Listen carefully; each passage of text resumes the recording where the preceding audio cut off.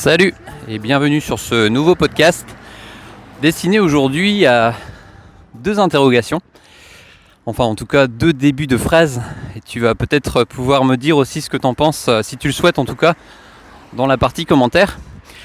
C'est le pourquoi et en deux, le comment. Alors je vais te citer en exemple ce qu'on a pu expérimenter, on va dire, je sais pas si c'est le bon mot à utiliser. Je vais plutôt parler d'expérience là qui s'est produite ces derniers jours. On avait observé déjà depuis quelque temps une situation un peu complexe. C'est à un endroit, en fait, il y a une gare routière qui est quand même assez grande, hein. Il y a au total 27 autocars le matin, et le soir il y en a un de moins, il y en a 26, et au total on est à 24 emplacements. Il y a 24 emplacements pour... Bon, là on va parler du soir parce que la problématique était bien visible le soir pour 26 autocars. Donc forcément il n'y a pas suffisamment d'emplacements. Alors dans l'organisation, on a des emplacements qui sont réutilisés. Donc par exemple, tu as l'emplacement 1, 2, 3 et ces premiers véhicules partent à 16h38. Et dans un deuxième temps, tu as les emplacements, toujours les mêmes en fait, qui sont utilisés pour des départs 6 minutes plus tard, c'est-à-dire à 16h44. Et ce qui s'est produit depuis le début d'année, parce qu'on a réorganisé un peu les affectations des quais pour que ce soit assez logique par rapport aux communes, parce qu'on a fait en sorte de regrouper les départs les uns près des autres par rapport aux communes. Donc par exemple Pougarneau, même si c'était le cas, ils sont tous rassemblés les uns près des autres. Après tu as Kernélis par exemple, ou Daniel, ce qui n'était pas le cas avant, et ce qui permet aussi en début d'année, tu vois, s'il y a des surcharges, de rééquilibrer plus facilement, puisque les cars sont les uns près des autres.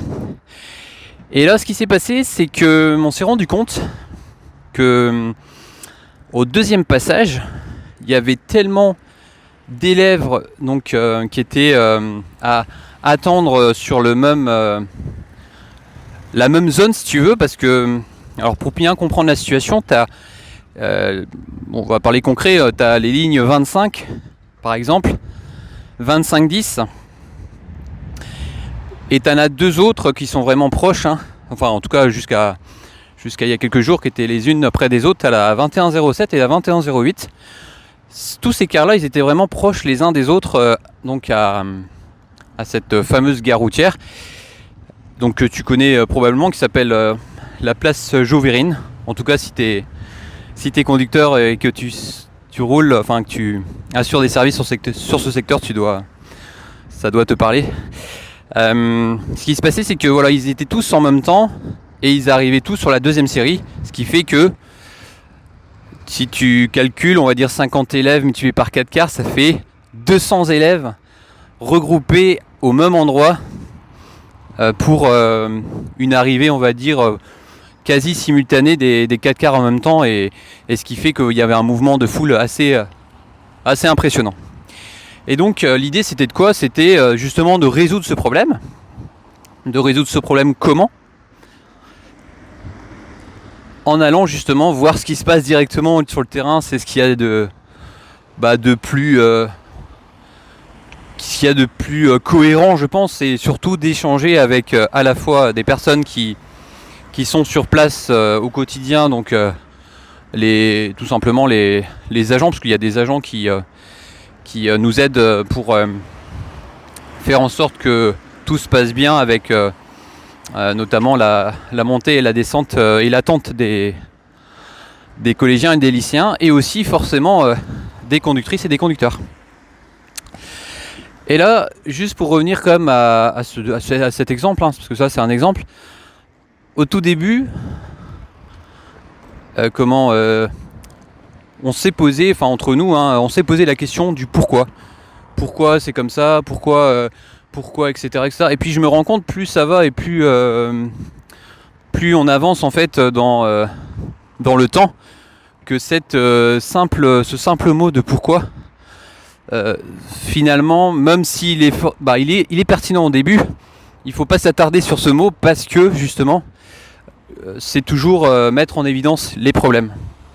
Et forcément que les problèmes, il faut forcément déjà les connaître avant d'essayer de trouver des solutions.